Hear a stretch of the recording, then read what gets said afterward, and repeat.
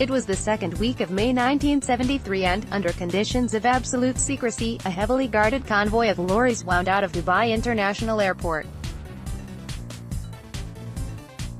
Driving steadily west, the convoy picked up speed as it reached the empty desert of Jumeirah and crossed the border to become some of the first vehicles to use the new single carriageway that now connected Dubai and Abu Dhabi. Several hours later the final destination was reached, the National Bank of Abu Dhabi. Printed in London, then flown more than 4,800 kilometers to a country not yet 2 years old. Here, in tightly packed bricks of paper, was the wealth of a nation. Or at least its banknotes. It is 45 years since the UAE dirham made its debut and the now familiar coins and notes became the official currency. The news of the new currency had been made public only a week before it became legal tender on May 19, 1973.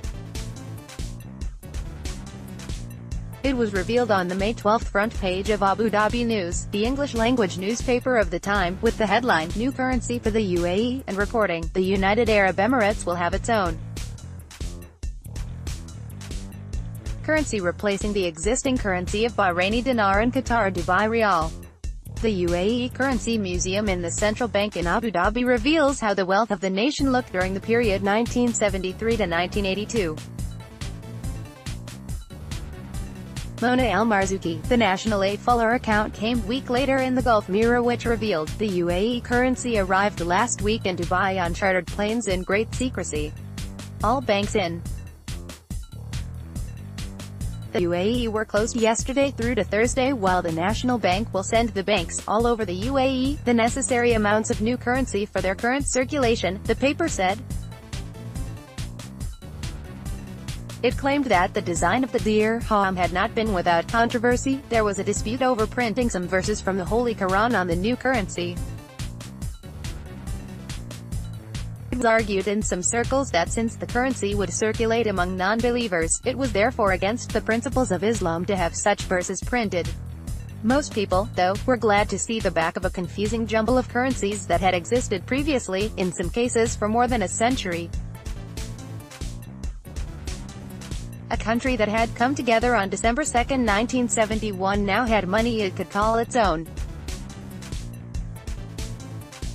Mohan Jashanmal, whose family name is familiar on stores across the Arabian Gulf, recalls that Abu Dhabi was undergoing spectacular growth by the early 1970s, the result of expanded oil production and rising energy revenues. Everything was turned upside down. The Corniche was being built and there were new roads everywhere. It created a problem. At that time, we had to have shipments to get money into the country. In the case of Abu Dhabi, the money being brought in was the Bahraini dinar, adopted in 1965. For Dubai, the official currency was the rial, the result of the Qatar-Dubai currency agreement of the 21st of March 1966. Before that, the currency situation was even more complex. From the 19th century, many traders in the region turned to the Maria Theresa thaler, from which the name dollar is derived. Minted from silver and bearing the head of the Austrian empress, the coin carried only the date of her death in 1780. So popular was this universal currency that versions were minted all over the world. The Birmingham Mint in England was still striking silver thalers for use in the Middle East as late as 1955.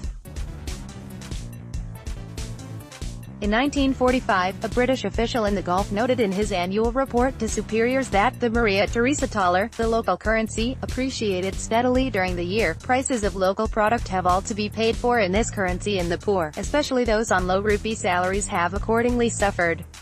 A solution was the widespread adoption of the Indian rupee, but its popularity put an increasing strain on India's currency reserves, and in 1959, the Gulf rupee was introduced, printed in red, and pegged to the British pound at the rate of 13.5 to 1 pound.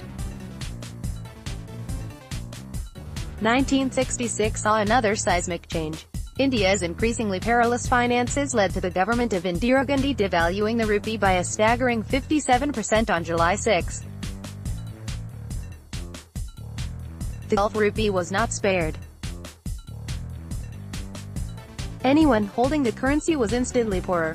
The currencies of Bahrain and Qatar provided a temporary fix. Read more. The time for a change in the UAE has arrived and we sure do need a lot of it. UAE currency, a history lesson in your wallet. Sheikh Mohammed bin Rashid launches UAE's first banknote printing plant. 1 dirham note. 40 historic objects. If the dirham had its own currency symbol, what would it look like? Even after the creation of the UAE, the picture was still confused. Advertisements in the local newspapers, including those for government contracts, could be in any one of 3 currencies, including the rupee. A single currency was essential if the new government was to retain monetary control. And so the dirham was created, an ancient name known from the early days of the Byzantine Empire and drawn from the Greek for handful. Dirham banknotes were printed in 6 denominations from DH1000 to DH1 and engraved with local scenes and their value in Arabic and English. The 1000 note showed the Jahili fort in Al Ain and the minaret of the Great Mosque in Dubai. The 1 dirham illustrated with the fort at Sharjah, then the police station, and the old clock tower. All carried the falcon watermark. Coins were also minted, from a 1 dirham, slightly larger than the one in use today, down to a single fils, in bronze and featuring a stand of palm trees. Rarely seen these days, the coin is still technically in circulation, like its equally elusive bigger brothers, the 5 and 10 fils. Mohan Jashanmo recalls that the dirham arrived without any birth pains. Currencies in the region were valued against the US dollar, he points out, which made conversion easy. We never had any real problems. In August 1973, the Currency Board took out newspaper advertising to warn that the Qatar-Dubai rial would cease to be legal tender by mid-September. In November, the Bahraini dinar followed suit. The mighty dirham now ruled over the UAE.